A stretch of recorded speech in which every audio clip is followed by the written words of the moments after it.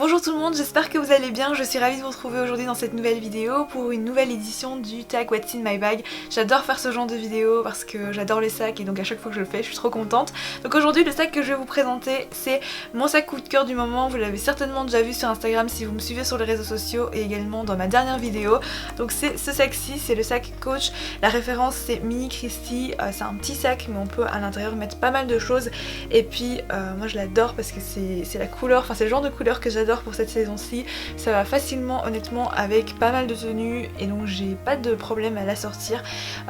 Donc c'est un sac très pratique, il a 3 grands compartiments, 2 zippés et une avec un bouton pression. Il y a 2 anses assez fines, également tous les détails en fait sur le côté ce sont des détails dorés et une longue lanière. Pour moi c'est indispensable parce que j'aime bien quand je me déplace avoir voilà, les mains libres et avoir quand même assez de mouvements possibles on va dire, et puis c'est moins fatigant honnêtement voilà, de porter ça à l'épaule. Le petit bijou ici de sac que vous voyez évidemment c'est moi qui l'ai rajouté, je l'avais reçu de la part de Rose dans le swap et c'est vrai que après c'est vraiment personnel, alors moi j'aime bien rajouter ce genre de petits accessoires et le mois de mai ou bien au mois de juin prochain je vais vous présenter un bijou de sac super particulier et qui est pas mal en tout cas, enfin voilà je vous en reparlerai dans une prochaine vidéo, mais maintenant je vais vous montrer ce qu'il y a dans ce sac à main-ci et surtout comment je m'organise avec.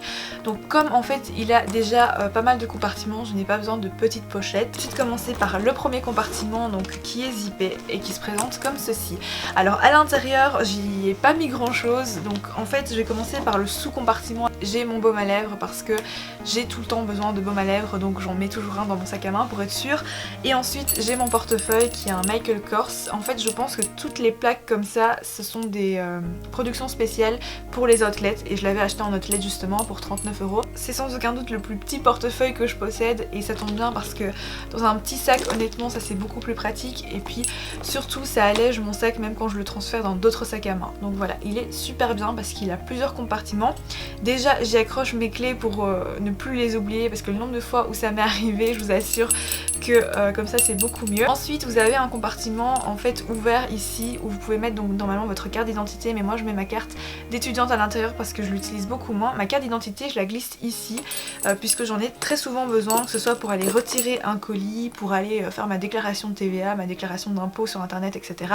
Ensuite donc ici c'est un bouton pression, ça s'ouvre comme ceci. Il y a encore une fois pas mal de compartiments. Dans le premier en haut je mets tous mes billets. C'est vrai qu'avant je sortais avec pas mal d'argent liquide, pas mal de billets sur moi et je me suis dit que question de sécurité c'était pas vraiment bien. Et puis en plus je dépensais beaucoup plus quand j'avais de l'argent sur moi directement. Donc là au pire je dépense, enfin je dépense avec ma carte. Ensuite ici j'ai un grand compartiment avec mes cartes de visite. Donc en fait j'ai deux versions. Celle-ci c'est la version donc Lily Network avec le côté doré que j'adore. Et puis derrière j'en ai avec mon nom de famille et donc voilà je les donne en fonction de la situation, en fonction de la personne, etc. Mais donc j'ai mes cartes de visite qui sont rangées dans mon portefeuille, c'est plus simple pour moi. Devant ici vous avez une pochette zippée dans laquelle je mets donc de la monnaie. Et enfin la dernière pochette de mon portefeuille, celle-ci c'est celle où je mets donc mes cartes de paiement, donc la Visa, surtout pratique quand je pars en voyage, et également ma carte Maestro Bank Contact pour payer en temps normal. Voilà, on passe donc au compartiment central qui est le plus grand et c'est celui où je mets un peu tout et n'importe quoi. Vous y trouvez un paquet de mouchoirs, j'en ai toujours un dans mon sac et en plus là c'est la période des allergies donc j'en ai absolument besoin. J'ai également, voilà, ça c'est un truc et une preuve que je ne range pas mon sac. Ça c'est donc un papier liste d'achat de chez Ikea, mais j'aime bien toujours garder en fait un petit papier dans mon sac pour noter parce que maintenant je ne prends plus mon planeur, en tout cas pas dans ce sac-ci, évidemment dans mon sac pour les cours je le prends toujours hein, parce que déjà quand je vais juste au restaurant ça sert à rien de prendre son planeur. Si je vais juste boire un verre avec mes amis je vais pas sortir non plus mon planeur, donc voilà j'ai appris à gérer ça. J'ai pas toujours besoin de mon planeur, au pire si j'ai vraiment besoin d'écrire quelque chose ben, j'ai une petite feuille sur moi, j'ai un petit carnet parfois également. J'ai également toujours du coup un stylo, ça quand même ça prend pas de place en plus. J'ai ceci, donc mes écouteurs, alors on dirait qu'ils sont emmêlés mais en fait en 2 secondes ils sont démêlés parce que je les enroule toujours de la même manière. Et enfin les deux dernières choses, c'est mes deux objets de vlog on va dire et de photos parce que j'aime bien faire de la photo parfois de temps en temps juste pour mon plaisir. Donc j'ai toujours le même appareil, c'est le Sony Alpha 5000, donc c'est un appareil qui est hybride. Je l'aime beaucoup même si c'est vrai qu'il est un peu lourd parce que donc il a un objectif qui est détachable. Vous avez deux objectifs, moi j'ai juste le petit et c'est largement suffisant pour tout ce que j'en fais honnêtement. Et il a une qualité d'image vraiment superbe. Par contre, comme il est plus lourd, j'ai vraiment besoin d'un selfie stick plus robuste, donc j'utilise toujours celui-ci. Je l'ai déjà présenté, franchement si je le trouve en noir je pense que je l'achète en noir parce que le rose c'est hyper voyant, mais je l'aime beaucoup parce qu'il est tout petit, il est compact, mais on peut quand même voilà, le tirer jusqu'à 50 cm de long, mais il est vraiment super robuste et petit à la fois, donc ça rentre dans mon petit sac. Donc voilà pour le compartiment central, et parfois également à la place de mes écouteurs, si j'ai un trajet plus long à faire, si je suis dehors un peu plus longtemps, je prends ceci, donc c'est mon petit casque d'écoute en forme d'oreille de chat que j'ai acheté chez Urban Outfitters, et la marque c'est Skinny Deep en collaboration avec Zara Martin je pense. Donc c'est super beau au niveau du design, et je vous assure que c'est pas juste un objet de design, parce que moi j'avais peur que ça ne vale rien, mais finalement au niveau du son c'est vraiment excellent. Donc voilà, il est très portable en plus. Voilà le petit look qu'on peut avoir avec. Je le prends pas toujours dans mon sac parce que du coup les oreilles dépassent, donc c'est un peu bizarre, mais bon je le trouve trop joli. Par contre au niveau de la qualité, juste une chose, c'est que déjà c'est pas réglable.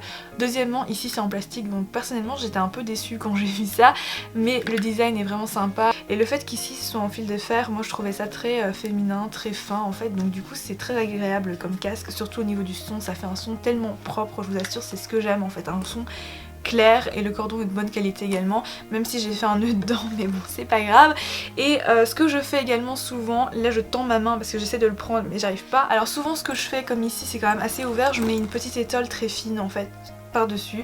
Ça me permet d'éviter de perdre des choses, de faire tomber des choses sans faire exprès parce que c'est très ouvert, et sinon quand il fait un peu plus froid je mets mon écharpe carrément. Alors je sais que ça rentre pas tout à fait dedans, mais j'arrive à mettre plus de la moitié, et puis si je le mets bien, pas comme maintenant, ça dépasse un peu mais c'est plutôt joli. Et puis voilà, comme le soir il fait quand même assez frais, je préfère sortir avec une écharpe parce que je suis super vite malade, donc voilà, j'aime bien utiliser ceci. Ensuite donc deuxième compartiment c'est fait, on passe au troisième qui est donc à tirette, et qui est comme ceci.